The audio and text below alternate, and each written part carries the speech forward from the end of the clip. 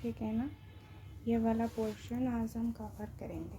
देखिए क्वेश्चन है, the value of the integration over the contour dz² e to the power z where c is an open contour in the complex z plane as shown in the figure. So these are the options. A option है 5/e plus e, B में है e minus 5/e, सी में देखिए 5/e minus e, वैसे ही D में ये given है। ठीक है, सो ये डायग्राम देखिए यहाँ पर,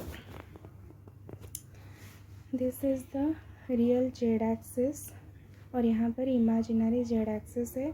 this point is 1 0, this is -1 0 and this point is 1 0 1।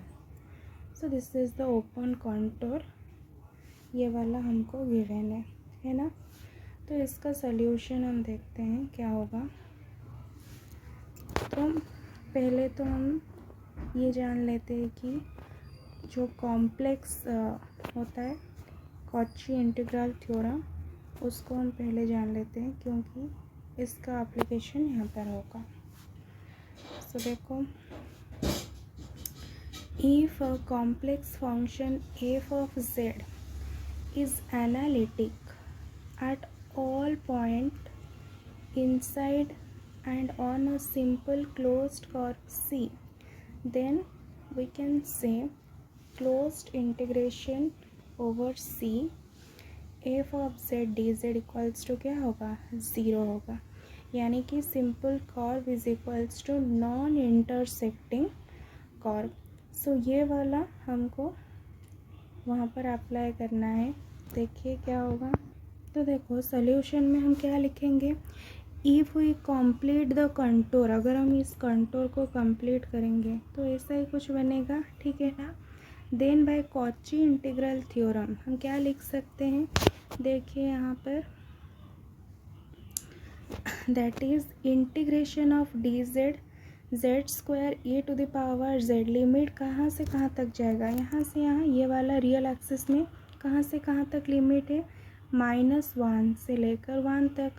तो हमने लिमिट यहाँ पर लगा दिया -1 से 1, प्लस ये वाला कॉन्टोर पूरा, ये वाला हमने पहले लिया, दैट इज़ -1 से 1, उसके बाद ये वाला कॉन्टोर हमने यहाँ पर लिया है। ठीक है ना। उसके बाद देखो क्या होगा। तो अब हम बोल सकते हैं integration over C dz² e to the power z, ये वाला यहाँ पर आकर क्या हो जाएगा, माइनस का हो जाएगा। ठीक है ना। तो देखो वही हुआ है यहाँ पर।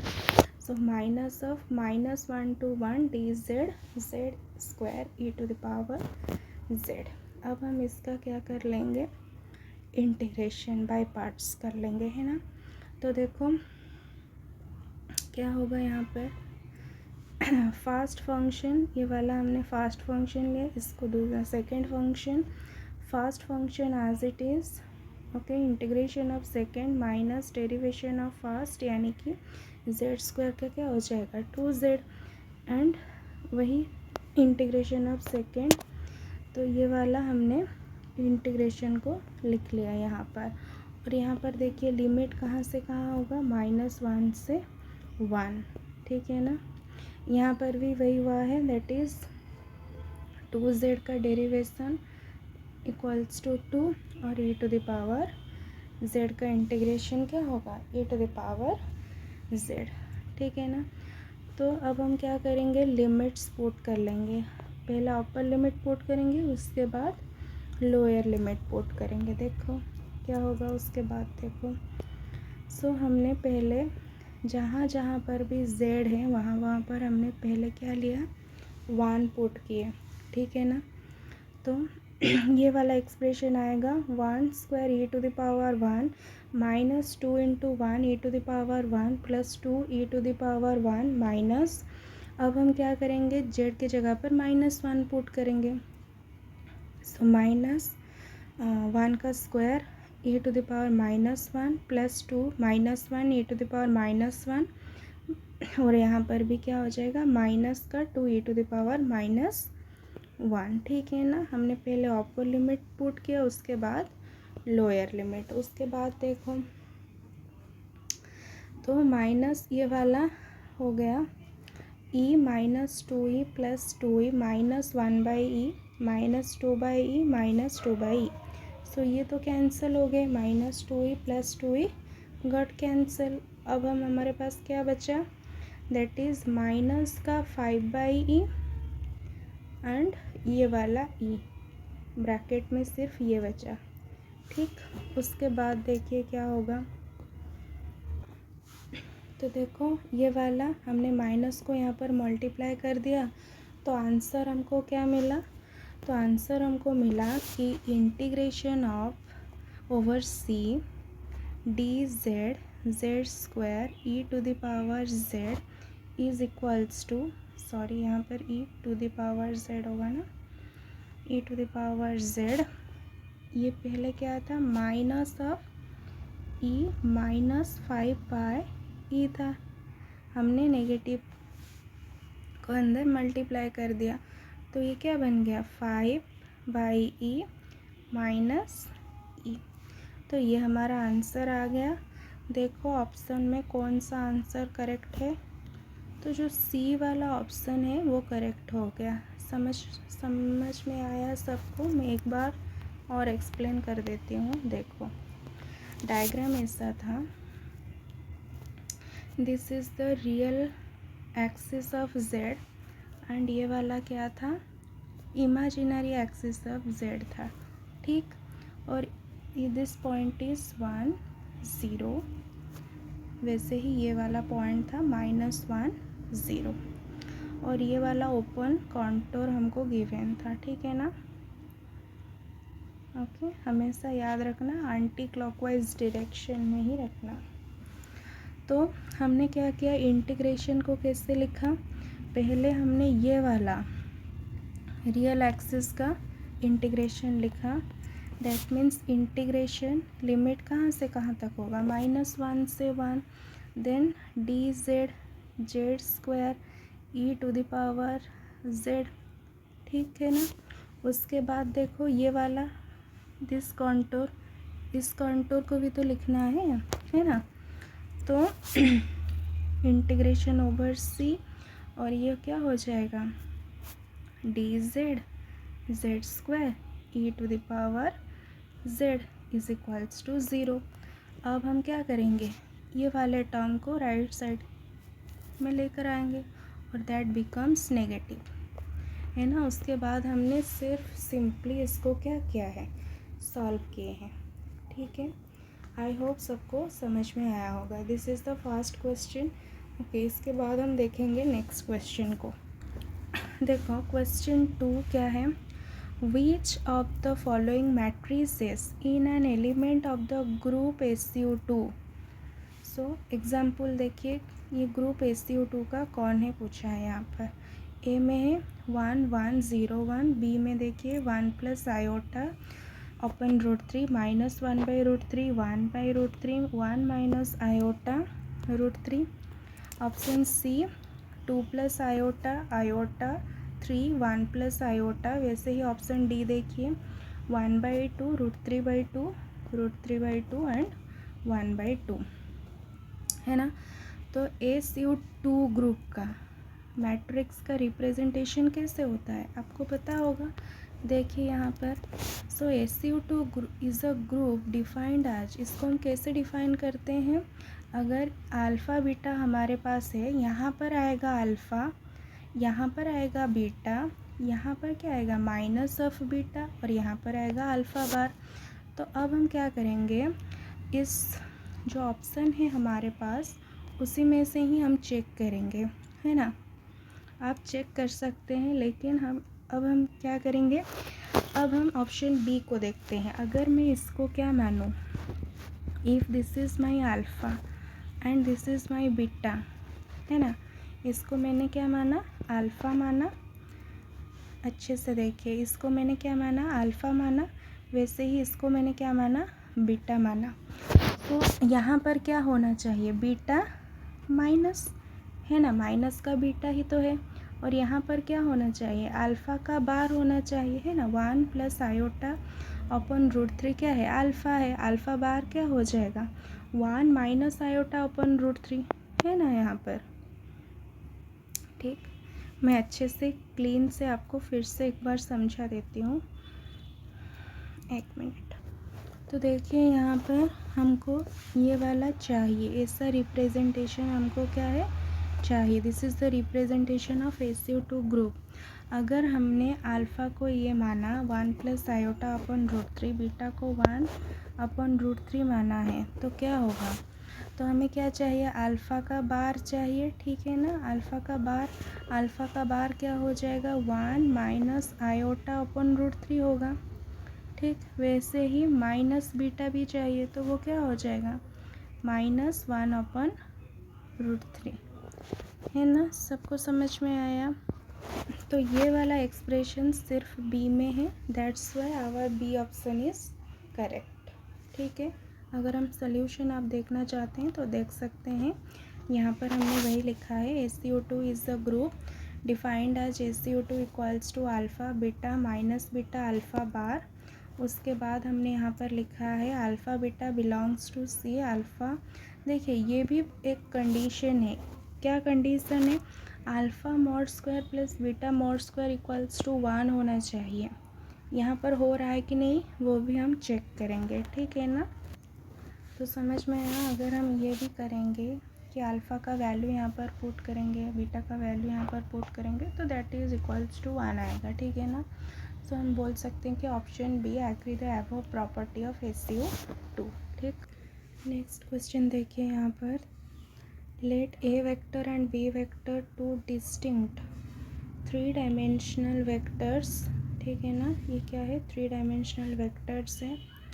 Then the component of B vector that is perpendicular to A vector is given by, so these are the options। In option में से कौन सा ठीक है बताना है हमको, ठीक है ना। अच्छे से पहले क्वेश्चन देखिए, उसके बाद अब हम करेंगे। देखो सॉल्यूशन के लिए हम क्या करेंगे, लेट 2 वेक्टर्स, यहाँ पर हम क्या करेंगे, अब 2 वेक्टर्स को कंसिडर करेंगे। Let 2 vectors A vector and B vector, we are taking A vector along this direction x direction and B vector along this direction. ठीक, उसके बाद देखिए which are situated at an angle theta. So इन दोनों के बीच में angle कौन सा है, थीटा एंगल है। Okay, so now we check from option से ही हमको चेक करना है। तो पहले हम किसको चेक करेंगे, ऑप्शन ए को चेक करेंगे, है ना। अगर ये वाला एंगल थीटा होता है, so this is the horizontal component. Horizontal component क्या होगा, बी कॉस थीटा होगा, है ना। और इसका वर्टिकल कंपोनेंट क्या हो जाएगा, बी साइन थीटा। यहाँ तक समझ में आया सबको, ठीक। ओके, उसके बाद देखिए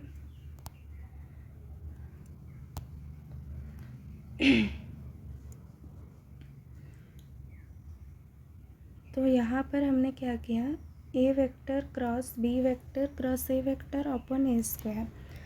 तो cross product B vector cross A vector ही क्या होगा, B A sine theta N cap, है ना। उसके बाद देखिए इसका क्या होगा, B A sine theta as it is. अब हम ए वेक्टर को एन कैप के साथ क्या करेंगे, क्रॉस प्रोडक्ट करवाएंगे, ठीक है ना। सो B A sine theta A vector cross N cap upon A square. यहाँ देखिए ए वेक्टर एंड एन कैप, इन दोनों के बीच में कितना एंगल है, इन दोनों के बीच में, this is A vector, this is N cap, normal. इन दोनों के बीच में, नॉर्मल के बीच में हमेशा एंगल कितना होता है, 90 डिग्री, है ना। तो यहाँ पर भी वही होगा, B A sine theta as it is, A vector cross N vector के जगह पर ये आ गया, क्या, a इंटू 1 इंटू साइन का 90 डिग्री। हमें पता है साइन 90 कितना होता है, 1 होता है। सो अपन ए स्क्वायर, सो ए से ये दो ए कैंसिल हो गए, ठीक है। उसके बाद देखिए अब हमें क्या मिला, सिर्फ बी साइन थीटा मिला। बी साइन थीटा तो हमें चाहिए था ना, that is equals to normal. हमने पहले ही इसको नॉर्मल लिए थे और हमें क्या मिला, बी साइन थीटा मिला। ठीक है ना, वही तो हमें पूछा था क्वेश्चन में, हमें क्या पूछा था। तो हमारा जो परपेंडिकुलर बी साइन थीटा किसको परपेंडिकुलर होगा, ए वेक्टर को परपेंडिकुलर होगा। समझ में आया। सो हमारा जो ए वाला ऑप्शन है वो करेक्ट हो जाएगा, जो क्या था, ये वाला, A vector cross B vector cross A vector upon A square. ठीक है ना, okay.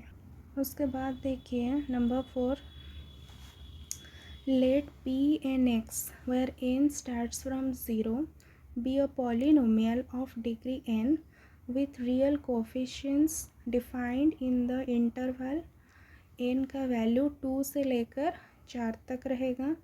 if integration P N X P M X D X limit कहाँ से कहाँ तक, 2 से 4 is equals to delta M N, then हमको इन ऑप्शन से कौन सा करेक्ट है वो बताना है। देखिए ऑप्शन ठीक से देख लीजिए, ये वाला चारों ऑप्शन। पहला ऑप्शन में देखिए पी नॉट एक्स का वैल्यू पी वन एक्स का वैल्यू, यहाँ पर भी पी नॉट पी वन सबका वैल्यू ये गिवन है। ठीक है, तो अब हम क्या करेंगे, क्वेश्चन आपने समझ लिया सब। क्वेश्चन में क्या बोला था, देखिए फिर से एक बार क्वेश्चन रीड कर लीजिए। Let P N X P a polynomial, उसका डिग्री कितना है, एन डिग्री है, एंड कोफिशिएंट क्या है, रियल कोफिशिएंट है, और उसका जो इंटरवल है दिस इंटरवल में है। तो ये वाला हमको गिवन है।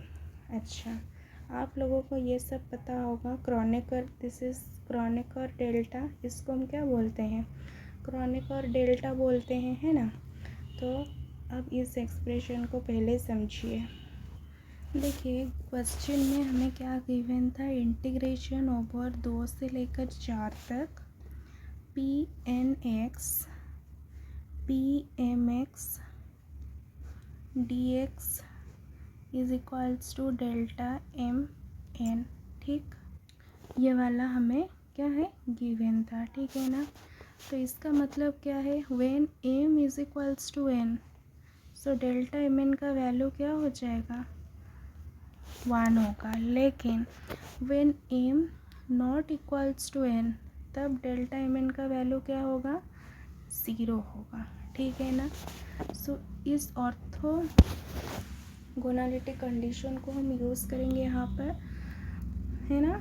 तो ये वाला सबको समझ में आया कैसे होगा, यानी कि हम बोल सकते हैं, यहाँ पर देखिए इंटीग्रेशन 2 से 4 हम m इक्वल्स टू n लेंगे, यानी कि P N X mod square D X equals to 1, यानी कि हम ये लिख सकते हैं, आइदर n का वैल्यू हम 0 ले सकते हैं, नहीं तो 1 ले सकते हैं, क्योंकि हमको इक्वेशन में क्या गिवन है, p0 गिवन है, p1 गिवन है ना, ये दो ही गिवन है।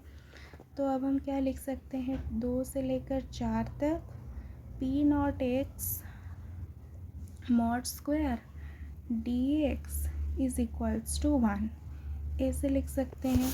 नहीं तो P1 में अगर लिखे तो देखो 2 से 4 यहाँ पर आ जाएगा P1x मॉड का square dx is equals to 1। ठीक है ना, ये दो ही पॉसिबल केसेस हमारे पास आएंगे। तो देखिए इसका सोल्यूशन कैसे होगा। तो देखो हमने जो भी बोला था यहाँ पर हमने वही वाला पार्ट लिख लिया। उसके बाद देखो ये वाला हमने क्या बोला कि यहाँ पर आइदर P0 हो सकता है, नहीं तो P1 हो सकता है। ठीक है ना, अगर हम P0 P1 लेंगे, यानी कि यहाँ पर देखो n इक्वल नहीं है m के साथ और यहाँ पर n इक्वल है m के साथ। ठीक है ना, अगर नहीं इक्वल होगा तो आंसर में 0 आ जाएगा, तो अभी तो कुछ फ़ायदा नहीं होगा ना। तो हमें क्या लेना है, इन दोनों को इक्वल लेना है। ठीक, तो अब हम लेंगे P0x का वैल्यू 1/√2। क्योंकि देखिए एग्ज़ाम जो ये वाला ऑप्शन है ना सभी में 1/√2 ज़्यादातर है, यानी कि 3 ही ऑप्शन में यही गिवन है ना।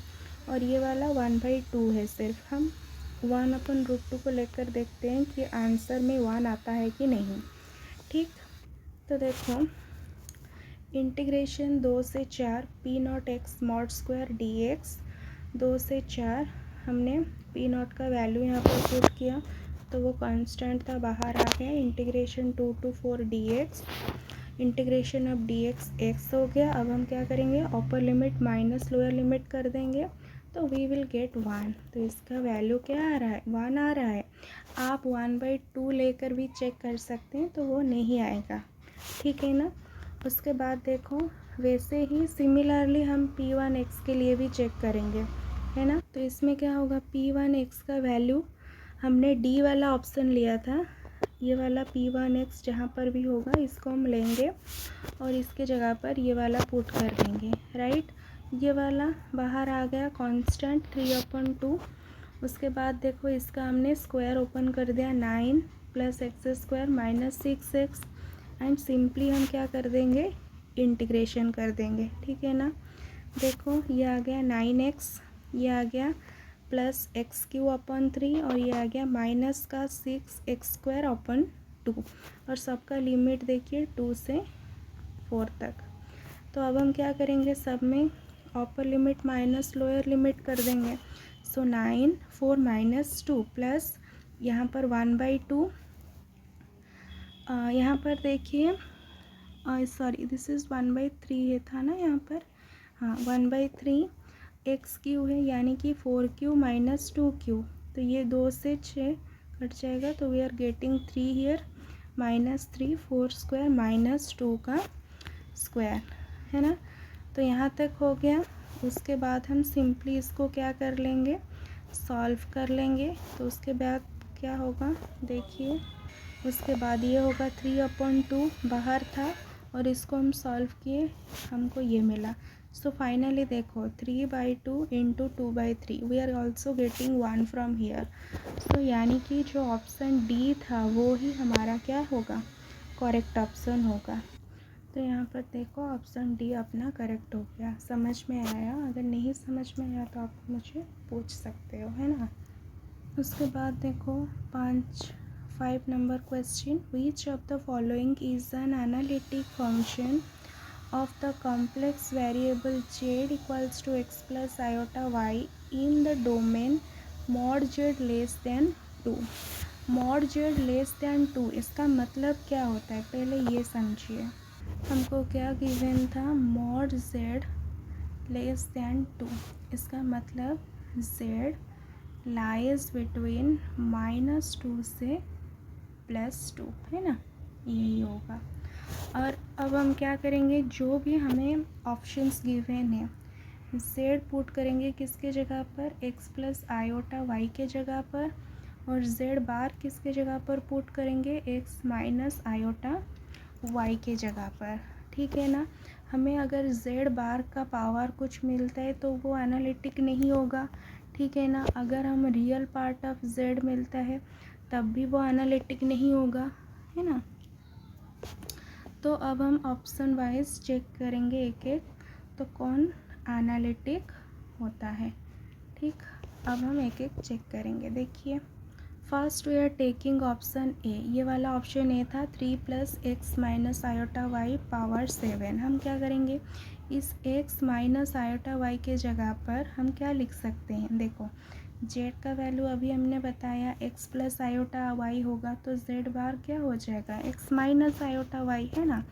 तो इसके जगह पर हम क्या लिख सकते हैं, 3 प्लस इसके जगह पर हमने लिख दिया z का बार, है ना, 3 + z का बार, और पावर एज इट इज़, इसमें कोई चेंजेस नहीं आएगा। देखो हमने अभी बताया था कि अगर z का कोई पावर आएगा तो वो एनालिटिक नहीं होगा, है ना। यहाँ पर तो z का पावर आ गया, हमको क्वेश्चन में क्या पूछा है, कौन एनालिटिक होगा, है ना।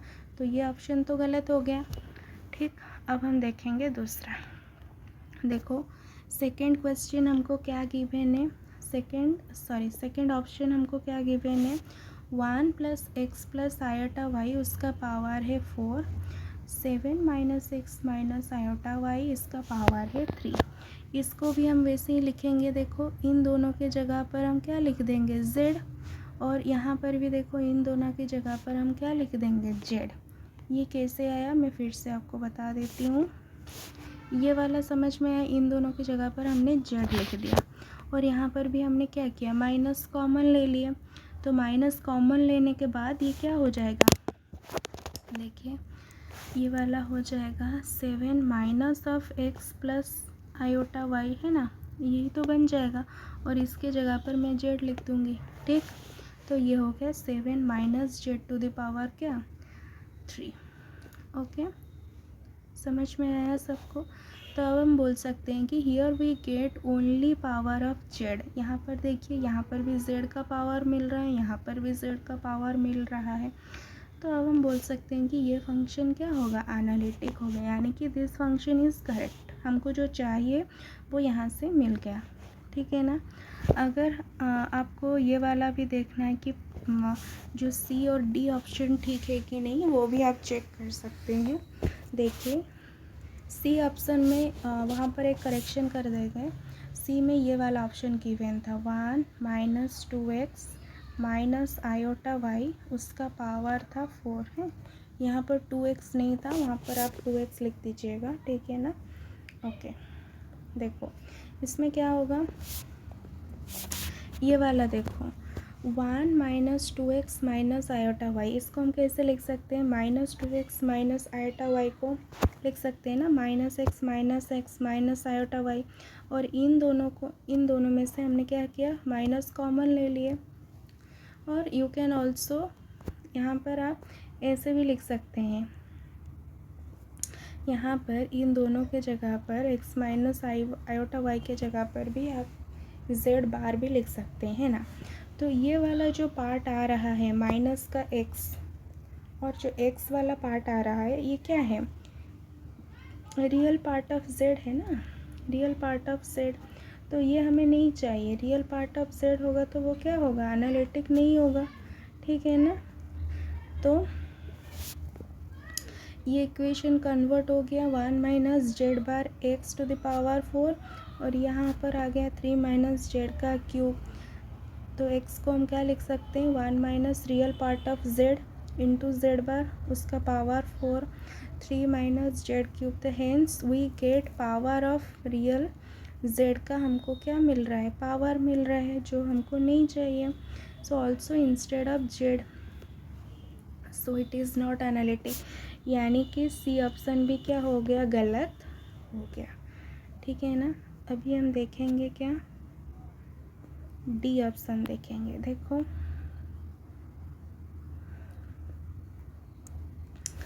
X plus iota y minus 1, simply x plus iota y के जगह पर z लिख देंगे, है ना। तो ये क्या हो गया, z माइनस 1 का power 1/2। So it is a multi valued function. इसका वैल्यू कितना है, बहुत सारा है, मल्टी वैल्यूड फंक्शन है। So it is not analytic at z equals to 1 पे। ये तो फंक्शन पहले, क्योंकि z यहाँ पर है z माइनस 1 इक्वल्स टू, हम 0 पुट करेंगे, z इक्वल्स टू क्या आएगा, 1 आएगा, यानी कि z इक्वल्स टू 1 पर ये वाला फंक्शन एनालिटिक ही नहीं है। ठीक है ना। तो ये तो गलत हो गया, है ना, गलत हो गया। तो क्योंकि हमारा जो डोमेन है वो मॉड z लेस दैन 2 है, इसका मतलब z must be lies between -2 से 2, so it lies in the domain. अगर डोमेन में लाई करेगा तो एनालिटिक तो नहीं हो सकता ना, है ना, हमको एनालिटिक चाहिए। तो आई थिंक सबको समझ में आया होगा। तो डी वाला ऑप्शन भी क्या हो गया, गलत हो गया। The only correct option is option B. Okay, ठीक। अब हम देखेंगे नंबर 6। देखो, consider the matrix M equals to, this is the matrix given, all elements are 1 1 1, मतलब कि यहाँ पर ये एक 3x3 मैट्रिक्स है। ठीक है ना। ओके, सो हमको पूछा है कि इसका आइगन वैल्यू क्या क्या होगा। देखिए, आइगन वैल्यूज़ को हम कैसे निकालते हैं, उसका फॉर्मूला क्या होता है। देखिए ये वाला फॉर्मूला होता है m माइनस लैम्बडा आई, उसका मॉड इक्वल्स टू 0। ठीक, तो अब हम क्या करेंगे, m का वैल्यू लिखेंगे यहाँ पर minus lambda into identity matrix लिखेंगे, देन लैम्बडा को अंदर मल्टीप्लाई करेंगे। ठीक है ना, तो यहाँ पर भी लैम्बडा आएगा, यहाँ पर भी लैम्बडा आएगा, यहाँ पर भी लैम्बडा आएगा। ओके, उसके बाद देखो अब हम इन दोनों को माइनस करेंगे, तो माइनस करने के बाद ये आया 1 minus lambda, 1 minus lambda, 1 minus lambda, बाकी का पार्ट एज इट इज़। ठीक, अब हम सिंपली क्या करेंगे, डिटर्मिनेंट कैसे निकालते हैं। 1 माइनस लैम्बडा अगर हम लेते हैं तो ये वाला कॉलम ये वाला रो को छोड़कर इन दोनों को मल्टीप्लाई हमने किया, 1 माइनस लैम्बडा का square minus 1 into 1 that is 1। वैसे ही देखो अगर हम इसको लेंगे, ये वाला बीच वाला अगर हम 1 इसको लेंगे, अगर हम इसको लेंगे तो ये वाला कॉलम ये वाला रो को छोड़कर इन दोनों को मल्टीप्लाई करना है, दैट इज़ 1 माइनस लैम्बडा, और ये वाला क्या होगा माइनस का 1। ठीक है ना, बीच वाला जब लिखोगे उसके साथ नेगेटिव साइन भी आएगा, याद रखना। उसके बाद देखो इस 1 के लिए लिखेंगे तो ये वाला कॉलम ये वाला रो को छोड़कर इन दोनों का मल्टीप्लिकेशन 1 माइनस 1 माइनस लैम्बडा, है ना, तो हो गया सब। उसके बाद देखो इसको हम सिंपली अब सिंप्लीफाई करेंगे, तो यहाँ पर इस वाले ब्रैकेट को हमने यहाँ पर ओपन कर लिए। उसके बाद देखो यहाँ पर +1 -1 कैंसिल हो गई, यहाँ पर भी +1 -1 हमारा कैंसिल हो गया। तो finally solve this, simply he solve है। 1 को पूरे के टर्म में मल्टीप्लाई करना है, वैसे ही लैम्बडा को मल्टीप्लाई हमने किया है। तो देखो फाइनली हमें क्या मिला आंसर, अच्छे से देखो, कैलकुलेशन सिंपल कैलकुलेशन ही है सिर्फ, है ना। तो यहाँ पर हमको मिला माइनस का lambda cube plus 3 lambda square equals to 0, right. तो ये क्या हो जाएगा, इसे हम ऐसे भी लिख सकते हैं lambda cube minus 3 lambda square equals to 0। Now taking lambda square common, lambda minus 3 equals to 0, तो लैम्बडा स्क्वायर अगर 0 होगा तो लैम्बडा का वैल्यू 0 0, अगर लैम्बडा माइनस 3 0 होगा देन लैम्बडा का वैल्यू 3, यानी कि लैम्बडा हमें क्या देगा, आइगन वैल्यूज़ देगा। ठीक है ना, तो हमें आइगन वैल्यूज़ क्या मिला 0 0 3, यही पूछा था, है ना। यू कैन ऑल्सो 3 0 0 भी लिख सकते हो, कोई प्रॉब्लम नहीं, जहाँ पर ये भी ऑप्शन होगा you can also tick this, right. Okay, तो अब हम क्या करेंगे, इतना सारा नहीं करना है हमको, एग्ज़ाम में शॉर्ट ट्रिक ही काम आता है। देखो अब हम शॉर्ट ट्रिक लगाएंगे इसमें, देखो कैसे। फॉर एनी n/n मैट्रिक्स, यहाँ पर हमारे पास क्या था 3/3 मैट्रिक्स था, हैविंग ऑल एलिमेंट्स यूनिटी, और सबका एलिमेंट क्या था 1 1 1 1 1 1 यूनिट एलिमेंट्स था। ठीक है ना, सो उसका आइगन वैल्यूज़ क्या होगा 0 0 और n आ जाएगा, जितना ऑर्डर का मैट्रिक्स होगा यहाँ पर वही नंबर आ जाएगा। अगर मेरे पास 4x4 मैट्रिक्स होता तो यहाँ पर 4 आ जाता, ठीक है ना, लेकिन सब एलिमेंट क्या होना चाहिए, यूनिट एलिमेंट होना चाहिए, ये आपको याद रखना है। This is the short trick. तो आंसर कितने आसानी से हमने इस ट्रिक से निकाल सकते हैं, है ना। तो इसका दूसरा पार्ट भी गिवन था, देखिए the exponential of m simplifies to, इसका एक्सपोनेंशियल को हम कैसे सिंप्लीफाई कर सकते हैं। So these are the options. I is the 3/3 identity matrix, ये हमको दिया है कि I क्या होना चाहिए 3/3 आइडेंटिटी मैट्रिक्स होना चाहिए, है ना। तो आइए देखते हैं इसका सल्यूशन कैसे होगा। देखो पहले तो आप ये देखो ऑप्शन में, देखो पहले ऑप्शन को स्टडी करो, इसमें सब में क्या है e⁻m सब में है ना। तो आप सबको पता होगा हम e⁻x को कैसे एक्सपांड करके लिखते हैं पता है सबको? इसका एक्सपांसन कैसे होता है? देखो, इसका expansion 1 plus x upon 1 factorial plus x square upon 2 factorial plus x cube अपन 3 फैक्टोरियल, है ना? ऐसे ही चलता जाएगा। यहाँ पर x के जगह पर क्या है? m है, तो हम x को किस में रिप्लेस कर देंगे? जहाँ जहाँ पर x है वहाँ पर m आ जाएगा। ठीक है, समझ में आया सबको? ओके, तो वही हम करेंगे। अब देखो, अब हम क्या करेंगे? e to the power m को एक्सपांड करेंगे। देखो, so e to the power x का एक्सपांसन ये है। हमने e to the power m को भी वैसे लिख लिया, है ना? m हमको ये वाला गिवन है। अगर हम m स्क्वायर निकालेंगे तो m इंटू m करेंगे। और मैट्रिक मल्टीप्लिकेशन आपको आता होगा, फर्स्ट रो फर्स्ट कॉलम, वैसे ही फर्स्ट रो सेकंड कॉलम, ऐसे ही हम मल्टीप्लाई करेंगे और वी आर गेटिंग 3m। कैसे हमने 3m निकाला? यहाँ से देखिए, इन सब में से हम 3 कॉमन ले सकते हैं, तो क्या बचेगा? 1 1 1 1 1 1 1 1 1। So this is the value of m। तो इसको हम क्या लिख सकते हैं? 3m तो लिख सकते हैं ना? समझ में आया? ओके, देखो ये वाला हो गया क्या? 3m हो गया। उसके बाद अगर हम एम क्यू लिखेंगे, एम क्यू को हम ऐसे भी लिख सकते हैं, एम स्क्वायर इंटू एम। और एम स्क्वायर का वैल्यू हमने अभी निकाला, 3m के साथ बराबर है, तो 3m इंटू एम। तो फिर से ये क्या बन गया? 3m square. अब हम इसको भी लिख सकते हैं 3, और एम स्क्वायर के जगह पर हमने फिर से क्या लिख दिया? 3m। यहाँ पर देखो 3m है, तो यहाँ पर हमने 3m लिख दिया। तो ये क्या बन गया? 3 स्क्वायर m। इसको 9 मत कीजिएगा, ऐसे ही रखिएगा। फिर अगर हम m4 लिखेंगे, देखो यहाँ पर m क्यू था तो एक पावर कम होकर आ रहा है, यहाँ पर m4 है तो क्या होगा? 3qm। ठीक है ना? यहाँ तक हो गया। तो बस अब हम क्या करेंगे? इसको रिप्लेस कर देंगे। जो हमारे पास एक्सपांसन सीरीज़ है, देखो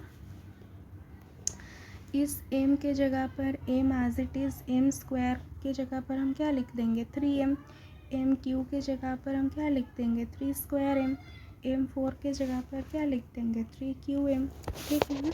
देखो, so e to the power m क्या बन गया? 1 plus m plus 3m upon 2 factorial plus 3 square m upon 3 factorial plus 3qm upon 4 factorial. अब हम क्या करेंगे? इन सारे टर्म में से देखो, ये बाकी वाला टर्म, ये सब में से हमने m को कॉमन ले लिया, है ना? तो ये क्या बन गया? यहाँ पर m चला गया 1, प्लस यहाँ से भी m चला गया 3 अपन 2 फैक्टोरियल, यहाँ पर 3 स्क्वायर अपन 3 फैक्टोरियल, यहाँ पर 3q अपन 4 फैक्टोरियल। ठीक, देखो अब हम क्या करेंगे? अब हम ये वाला 3, अब हम क्या करेंगे? हमें ऑप्शन में ऐसा ही एक्सप्रेशन गिवन है, कैसा? m upon 3। तो ये वाला बनाने के लिए हम क्या करेंगे? यहाँ से ये पूरे टर्म में से हम m को कॉमन ले आएंगे, मतलब कि 1/3 को हम कॉमन लाएंगे। ठीक है ना? तो ये क्या बन जाएगा? देखो, तो यहाँ पर आ जाएगा, देखो यहाँ पर 1 है, हमने क्या कॉमन लाया? 1/3। तो एक 3 यहाँ पर मल्टीप्लाई हो जाएगा, यहाँ पर भी एक 3 मल्टीप्लाई हो गया, यहाँ पर भी एक 3 मल्टीप्लाई हो गया, यहाँ पर भी एक 3 मल्टीप्लाई हो गया। ठीक है ना? तो एक एक पावर क्या हो गया सब में? देखो यहाँ पर 3, यहाँ पर 3 था 3 स्क्वायर बन गया, 3 स्क्वायर था 3 क्यूब बन गया, 3 क्यूब था 3 4 बन गया। ठीक है, तो देखो इस पूरे को हम क्या लिख सकते हैं? इसको देखो, 1 को मैट्रिक्स में क्या लिख सकते हैं? आइडेंटिटी मैट्रिक्स हमने लिख दिया, identity matrix plus m upon 3। और ये ब्रैकेट वाला पार्ट को हम ऐसे लिख सकते हैं कि नहीं? e टू द पावर 3 - 1 लिख सकते हैं कि नहीं? देखो e टू द पावर 3, पहले तो आप ये बताओ e टू द पावर 3 क्या होता है। 1 + 3 का square divided by 2 factorial plus 3 का क्यूब डिवाइडेड बाई 3 फैक्टोरियल, ऐसे ही चलता जाएगा। अगर मैं इसमें क्या करूँ, यहाँ पर -1 है, तो अगर मैं यहाँ पर -1 करूँगी तो यहाँ पर भी -1 करूँगी, तो देखो ये -1 ये +1 कट जाएगा, तो बाकी यहाँ पर क्या बचा है, इसको देखिए। यहाँ पर क्या है 3 + 3 स्क्वायर अपन 2 फैक्टोरियल 3 क्यूब अपन 3 फैक्टोरियल, यही तो यहाँ पर है ना। ठीक, यही तो यहाँ पर है, तो हमने वही किया, राइट, हमने वही किया है। यहाँ पर इसके इस पूरे ब्रैकेटेड टर्म के जगह पर हमने क्या लिख दिया, e³ - 1। ठीक, तो ये था आपका जून 2011 का मैथमेटिकल फिज़िक्स का सारे के सारे क्वेश्चंस। आई होप सबको समझ में आया होगा, है ना। ठीक, अगर किसी को कोई भी क्वेश्चन में डाउट है तो आप मुझे पूछ सकते हैं। Okay, thank you.